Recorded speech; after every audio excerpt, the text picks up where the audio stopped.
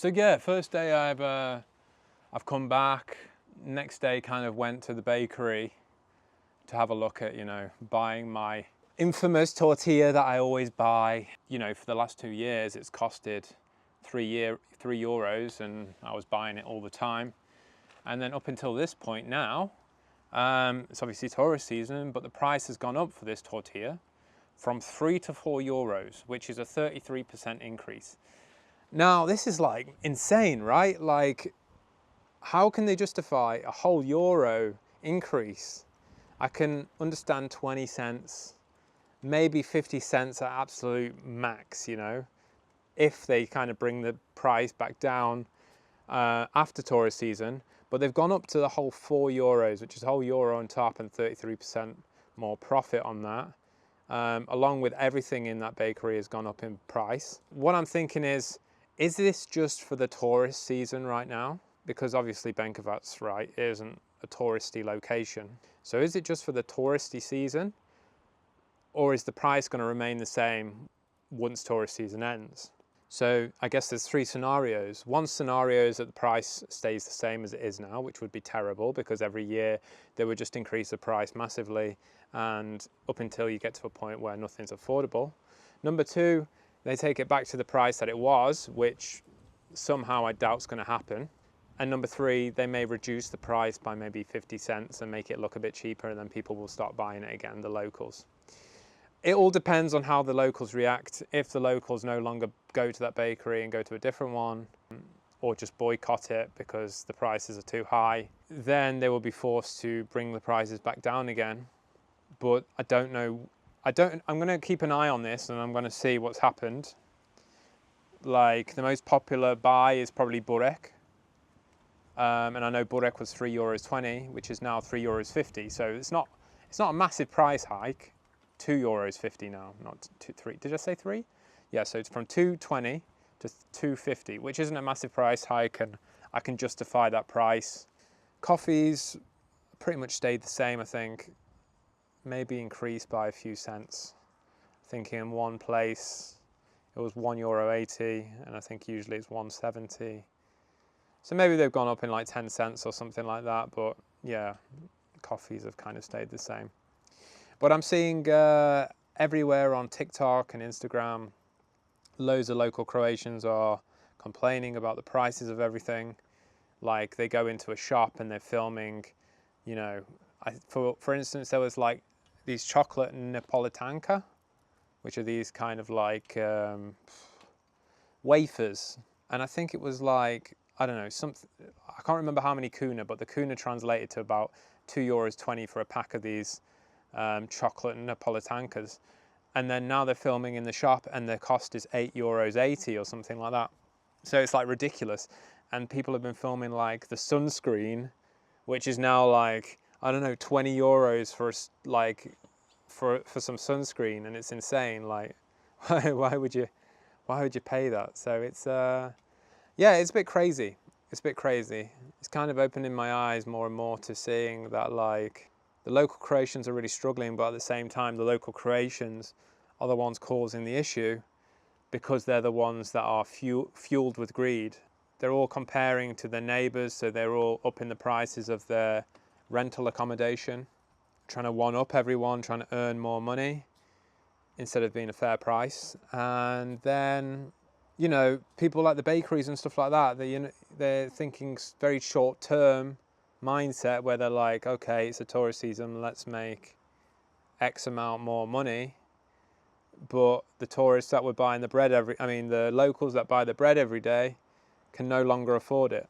So it's just like, you're just operating on greed there, on greed levels. Now, whether or not the locals get a more local price, I'm unsure. I don't know about that. Potentially the people that are very clued in, stuff like that, will probably get, the local price, and maybe everyone else will get the pumped up price. I don't know, or whether it's just the same price for everyone. I haven't got enough knowledge on that. So yeah, that was a bit of like a surprise to kind of come back to, but I mean, it's not too surprising, I guess. It's always happening. It's just everyone on social media is complaining how expensive Croatia is becoming.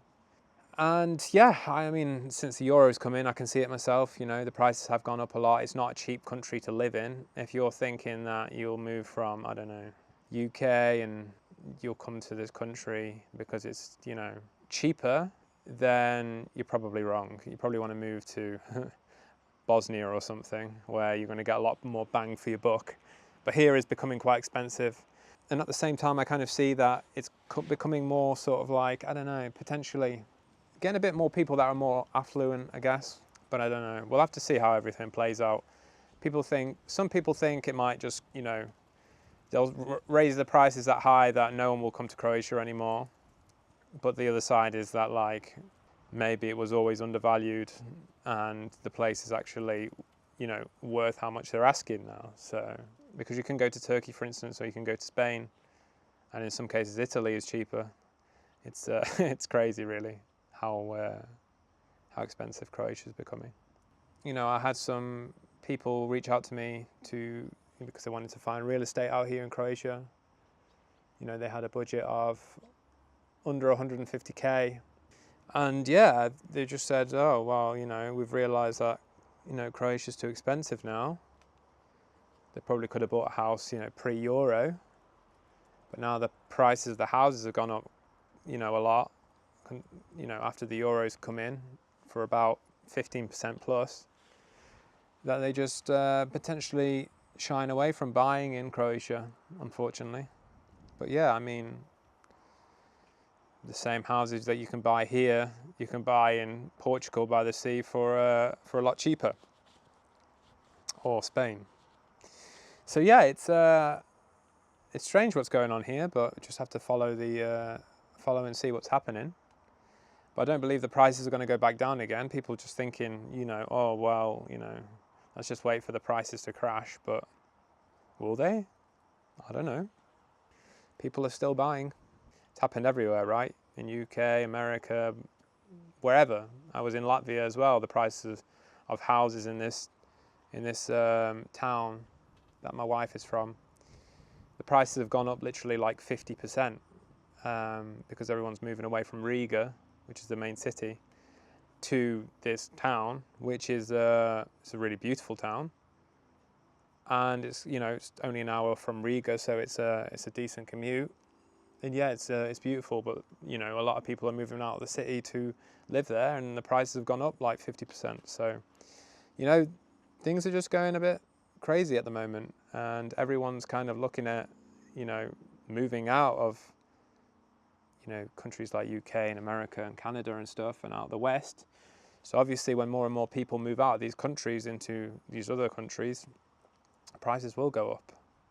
So it's about sort of thinking about that and potentially capitalizing on it while you can, and move into a country you desire sooner rather than later. I looked at the statistics.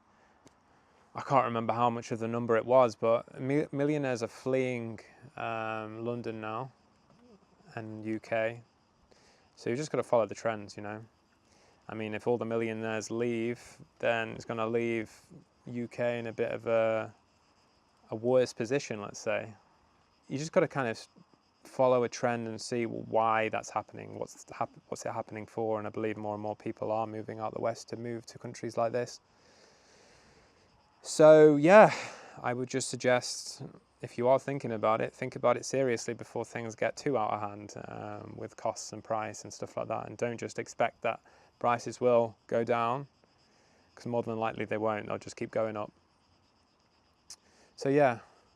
Well, anyway, it was nice talking to you guys. This is just a quick update on, you know, being back in Croatia and just having a bit of a catch up.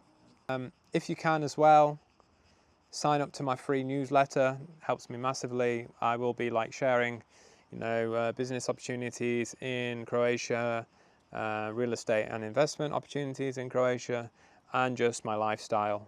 You know, some things that I come across and want to talk about, I'll be writing them on my newsletter as well. So if those things would give you value, then please, you know, for free, sign up to my newsletter. It doesn't cost you a penny. So yeah, the link is below in the description. And if you haven't already subscribed, please subscribe to my channel. And yeah, we'll see you on the next episode, guys. Take care.